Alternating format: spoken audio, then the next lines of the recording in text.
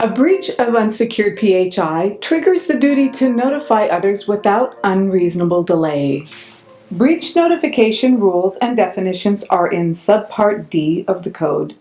The notification rule only applies to unsecured PHI.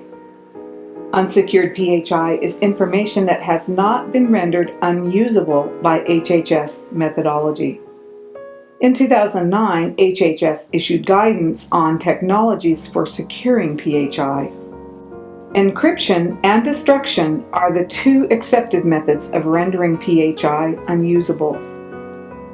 When unsecured PHI is breached, covered entities must notify each affected individual. Business associates must notify the covered entity following discovery of a breach. The duty to report arises as soon as the entity has knowledge of the breach. A covered entity is deemed to have knowledge if the workforce would reasonably have knowledge. Individuals must be notified without unreasonable delay, and not later than 60 days.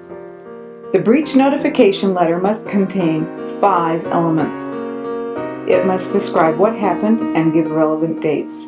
It must characterize the information involved in the breach. It must advise patients what steps they should take to protect themselves. It must describe the entity's efforts to investigate the incident and mitigate damages. It must give contact information where individuals may ask questions. Covered entities have a duty to notify HHS Secretary of all breaches. HHS has a website for that purpose. The HHS website collects information that's required to be in the breach notification letters. A report of more than 500 people must be reported at the same time as the notice.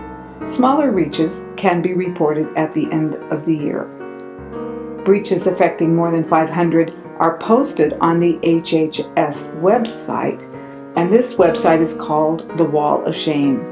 Media outlets also must be notified of large breaches.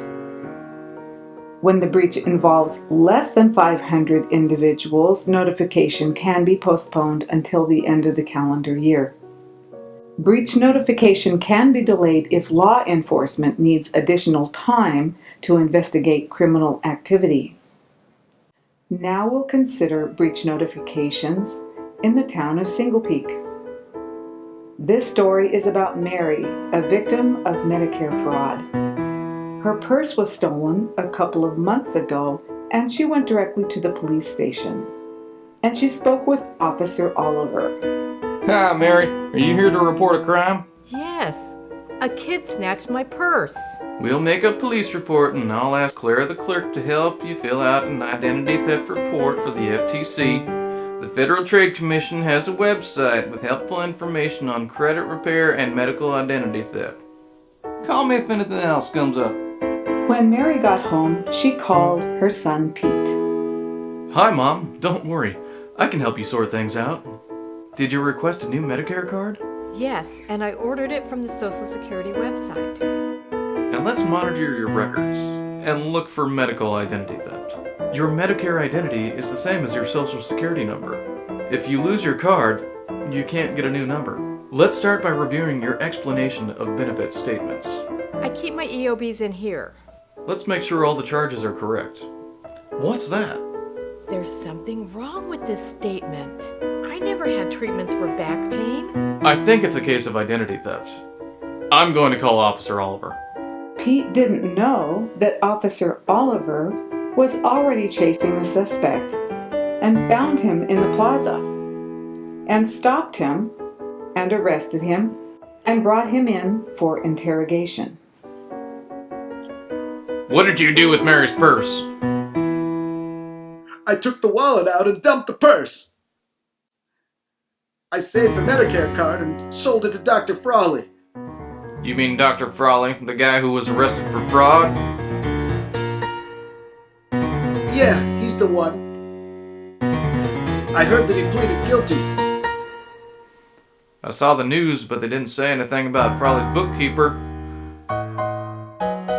Bonnie and the bookkeeper left town. I think the FBI is looking for her.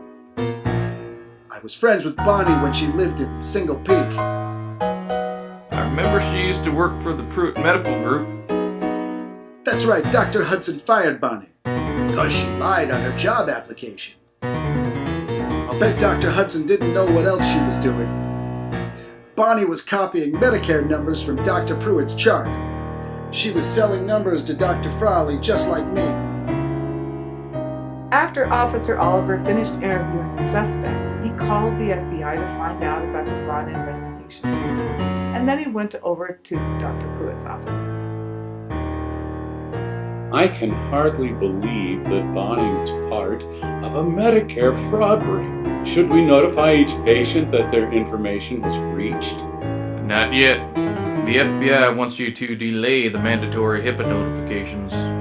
Law enforcement delay is permitted by HIPAA if the breach of notifications would impede a criminal investigation. The FBI will visit your office and you'll get the details. The feds will specify the time for which delay is required. Will they let us know when the investigation is over? Yes, we'll give you a report of what happened. And we can help you describe the PHI involved. What steps can our patients take to protect themselves? You should encourage them to monitor their credit reports. This will help prevent financial identity theft. What about mitigation? You need to help patients review their medical records. If the fraudster's medical history is commingled with the patient's chart, you need to amend the patient's medical records and remove information that doesn't belong in that patient's charts. And don't forget to put contact information in your breach notification letter. That's right. And we also have to notify the secretary on the HHS website. Breach notification is a straightforward process once you've got the facts. Go to the HHS website first, complete the online form. The notification letter will then flow from that information, plus more on the subject of credit monitoring and mitigation. Thanks for watching. We have more tutorials coming. Please send comments and suggestions to help us serve you better.